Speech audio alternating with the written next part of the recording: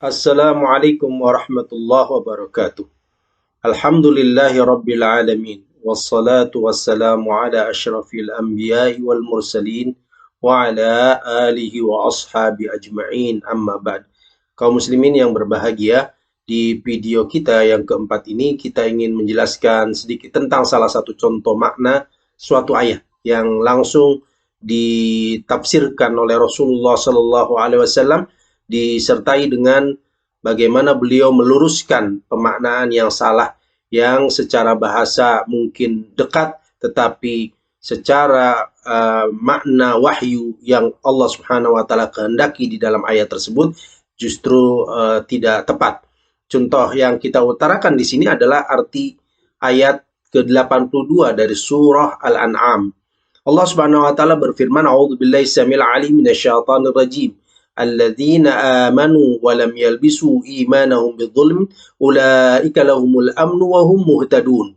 Allah Subhanahu wa taala berfirman yang kalau arti secara bahasanya kita rinci adalah alladzina amanu, yaitu orang-orang yang beriman, wa lam yalbisu imanahum bidzulmin, dan tidak mencampur adukan keimanan mereka dengan satu kezaliman pun.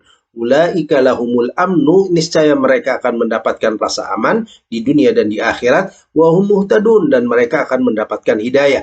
Jadi kalau melihat ayat ini, kalau kita ingin selamat di dunia dan di akhirat dan berada di dalam hidayah, maka keimanan yang ada dalam diri kita tidak boleh bercampur dengan satu kezaliman pun. Apakah sedemikian menyeramkan makna ayat ini? Maka kita bisa melihat dan merujuk kepada bagaimana Rasulullah SAW meluruskan pemahaman kita secara bahasa yang keliru itu. Imam Al-Bukhari di dalam kitab sahihnya meriwayatkan sebuah hadis di dalam nomor 3429, "Haddatsani Ishaq, akhbarana Isa bin Yunus, haddatsana Al-A'mash an Ibrahim an Alqamah an Abdullah radhiyallahu anhu qala." Jadi Abdullah bin Mas'ud radhiyallahu anhu meriwayatkan hadis ini di mana lamma nazalat alladzina amanu wa lam yalbisu imanahum bidzulmin.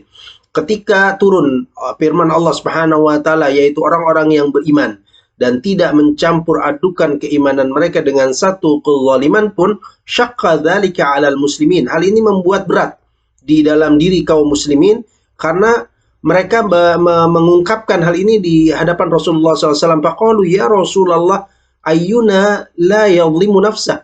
Ya Rasulullah, siapa di antara kita yang tidak menzalimi dirinya sendiri? Jadi kalau orang-orang yang beriman tidak mencampur adukan satu kezaliman pun di dalam dirinya, maka itu akan sangat sulit ditemui orang-orang yang beriman bersih total seperti itu. Qala laisa dzalik. Bukan itu maksudnya. Maksud ayat ini adalah innama huwa syirku. Jadi arti kezaliman di situ adalah syirik. Jadi artinya alladzina amanu wa lam yalbisu imanahum bidzulmin, orang-orang yang beriman dan tidak mencampurkan keimanan mereka dengan kesyirikan. Alam tasma'u ma qala Luqmanu li ibnihi wa huwa ya'idhu.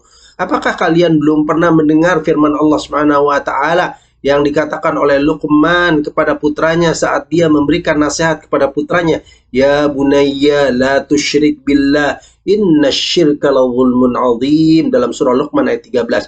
Wahai putraku, janganlah engkau berbuat syirik kepada Allah, sesungguhnya syirik itu kezaliman yang sangat besar.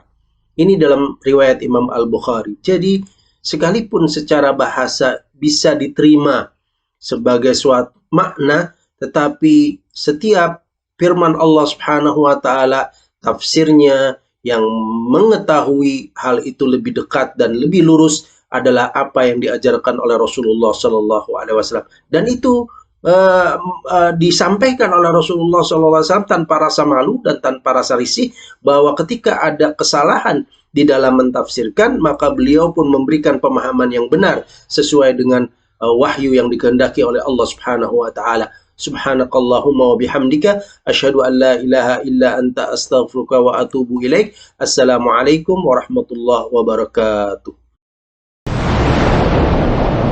Hasmi TV, media kebangkitan Islam.